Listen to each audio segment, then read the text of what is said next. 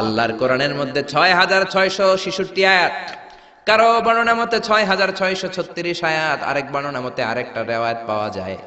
এই যতগুলো আয়াত কোরআনের মধ্যে আছে সবচাইতে দামি আয়াতের নাম আয়াতুল কুরসি, ঠিক কি না? এতগুলো আয়াত থাকতে এটার দাম এত বাড়লো কেন? এটার এত মর্যাদাপূর্ণ আয়াত কেন? ৫টা কারণে এই আয়াতের দাম বেশি। জোরে বলেন কয়টা? ১ নম্বরে আয়াতের মধ্যে রব্বুল আলামিন নিজের পরিচয় দিয়েছেন। একটা মাত্র আয়াত, কিন্তু এত সুন্দর করে চমৎকার করে রব্বুল আলামিন নিজের পরিচয়টা একটা আয়াতে দিয়েছেন।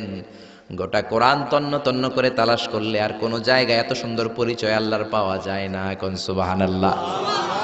এজন্য এই আয়াতটার দাম এত বেশি। আবার এই আয়াতের মধ্যে রব্বুল আলামিন তাওহীদের কথা বলেছেন। কিসের কথা?